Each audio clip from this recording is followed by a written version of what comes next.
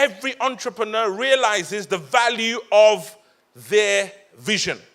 This morning, young people, I want to encourage you to have a vision. I didn't come from any privileged background. The government paid for my school uniform. The government, I don't know, some of you may not experience this. It's the most humiliating thing you can ever have. They paid for my school uniform. They paid for my school dinners. The government paid for the one holiday that I had when I was a young person. And so I say to people that I always vote because I owe the government that at least. But I didn't come from an entrepreneurial family. I didn't come from, my parents were just dead broke. My dad had a stroke when I was 1. And everything we did, we were so poor, people used to buy us second-hand clothes and give us second-hand clothes. These, 50p and 30p and stuff. I mean, I didn't understand the concept of going out and buying new clothes. It didn't register on my radar. So I didn't come from a very privileged background. And some of you may not come from a privileged background. I was one of those people at school, they said I was average. They said I didn't concentrate. They said that I could speak well, but I wasn't very good at anything else as far as they were concerned. I'm just ordinary. I've just had the grace of God poured into my life, and God has showed me that one of the things that he's given me is entrepreneurship. The ability to take an idea and to transform that idea into a reality. And you guys are living today in one of the most entrepreneurial ages ever. You're living in the midst of a global recession. And in the midst of a global recession, the man that we're talking about this morning called Joseph found his destiny. I want to say to you at the very beginning that entrepreneurs know that their destiny is tied up in their vision. Let me tell you something, right? You've got to have a vision. That's all I had when I was young. I used to sit down and imagine that one day I would sit behind an office desk with a black leather chair. I never knew they had black leather chairs.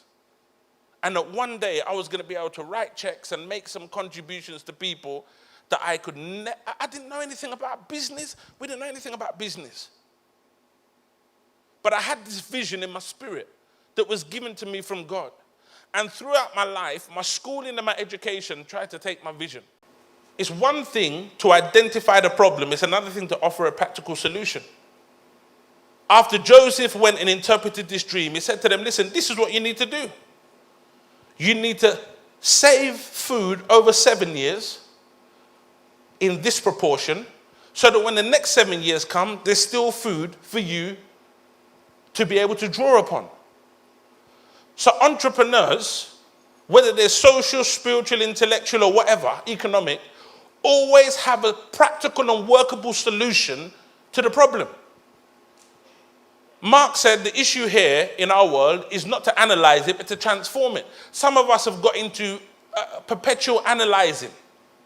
A friend of mine said that some people have a diarrhea of ideas, but a constipation of expression. And I think that's true for some of us. We can analyze, we can grumble, but we can't turn it into action. If you're going to be entrepreneurial, you're going to have to turn stuff into action. When David Cameron was going for election, there was 5 or 6 of us, including Bishop Webley, that were invited to a private meeting. And the recommendation that was made in that meeting and the paper that was left in terms of how David Cameron engages with particular communities was written by my pen. Full stop. Now let me tell you something. I'm not bigging up myself here. The next week, David Cameron made a public announcement. The announcement was this: he was going to meet with African and Caribbean people, and he met with them in Peckham. You may have heard it and seen it on the news. That was a direct consequence out of the paper that was written and the meeting that was had. Why? Because our vision was our currency to exercise influence and to bring us into the correct places that God wanted us to be so that our destiny could be realized. You've got to realize as an entrepreneur that your vision's important. And like Joseph, when you tell some people your vision, they're going to tell you to behave yourself. And that includes your mum and dad. Because they don't think that much about themselves. So when you come big up yourself to them, they're like, you're going to get some slaps right now. Because I've been working for 25, 30 years. I can't do that. And you're telling me that you're going to do that? Look, this is what happened to Joseph. he told his vision to the wrong people. If you're going to be a good entrepreneur, you need to learn to keep your mouth shut. The Bible says Joseph told his brothers about his vision and they hated him. Then it says, and then he had another vision. And then he told them, idiot. This time they didn't just hate him, they captured him and they sold him off. Let me tell you something. Some of your visions are so potent and so powerful that if you mention it to the wrong people, they will capture you and sell you off. Let me tell you something. I'm not creating a spirit of rebellion. I'm not even creating a spirit of resistance. I'm asking you to be discerning, because it may even be your leaders that will capture you and sell you off. And you need to be developing relationships with your leaders, praying into their destiny, so that when your destiny appears, it's not perceived as a threat or a nuisance, but as an opportunity for collaborative working for the advancement of the kingdom. Some of us have got to learn how to communicate. I always say to people, when we teach communication, there's things that you need to say, things that you'd like to say, and things that you hope you can say. When you get into the presence of somebody who's going to make a difference for your life, forget the things that you hope you could say, forget the things that you'd like to say, and say the things that you need to say. Sometimes we've got to be concise and clear in our communication, because that means people will take us seriously. The second thing I want to point out, the third thing, is that entrepreneurs learn to dress and speak appropriately. And this is a very simple, people take you for who you are. I'm coming to a youth conference. I could have come in trainers. I could have come in I've got everything you guys have got. Not as fashionable, but, shadows of it. But I decided to come in a suit. Because some of you might say, boy, brother looks odd. Why is he coming in a suit? Then when I tell you a couple stories about what I do and where I've been, you might say, yeah, boy, I can understand why the braid's in a suit. Some of us have not learned to dress and to speak appropriately. The moment Joseph was called from the prison on the basis of his reputation, what does it say? It says that Joseph shaved himself and changed his clothes. I went to a meeting recently, and I didn't know who was going to be there, but I decided somebody just told me to look smart. When I got to the meeting, I'm not going to tell you who was there. I got to the meeting and I met the person that I was supposed to meet who wasn't supposed to be at the meeting. And I said, Lord, that suit was cheap in comparison to what the outcome is going to be of this. I had to dress appropriately to be taken seriously. Some of us get opportunities to do stuff, and it's not our gifting that lets us down, it's our failure to present who we really are.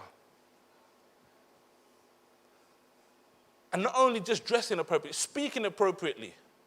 You see, my son talks street. He can talk street. I could talk street. I grew up on the streets. When I was 15, I was in Frontline Sound. I was in a gang. I know all the run-ins. But let me tell you something, right? I was saying to somebody, I can go to the Home Office. I could go to Parliament, give a presentation. I said, thank you very much, Reverend Shosanya. Excellent analysis of the situation with some very practical solutions. We appreciate your contribution. I come out and say to the man, boy, I'm ready to dust, man. Let's go grab something to eat. You have to know how to speak appropriately. There's nothing wrong with learning to speak street. Second thing is this. Every entrepreneur knows the power of reputation. You've got to manage your reputation. Because in business, as in ministry, everything's done on the power of the word. Come on, man. Every entrepreneur recognizing the power of relationships and reputation. And for some of us, we really got to get our reputations in place. Some of us need to keep our trousers zipped up, and others need to keep our legs closed. Come on, man. Some of us, our reputation is undermining the gifts and the talents that God has given us. The Bible says about Joseph, as he said, so it was. He explained our dreams, and that was the consequence. The amount of times I've been in meetings where I just make a suggestion. It didn't even cost me 2 minutes to think about it. And out of that suggestion, you get appointed to a committee at the Government Office of London. Or you get, some documents that I get sometimes, I'm like, who the hell are they sending this? This is highly confidential.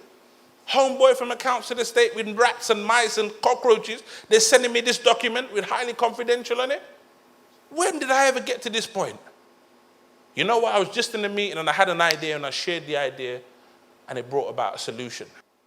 You've got to have a real sense of managing your reputation if you're going to be an entrepreneur. The American president, Benjamin Franklin, said it takes many good deeds to build a good reputation and only one bad one to lose it.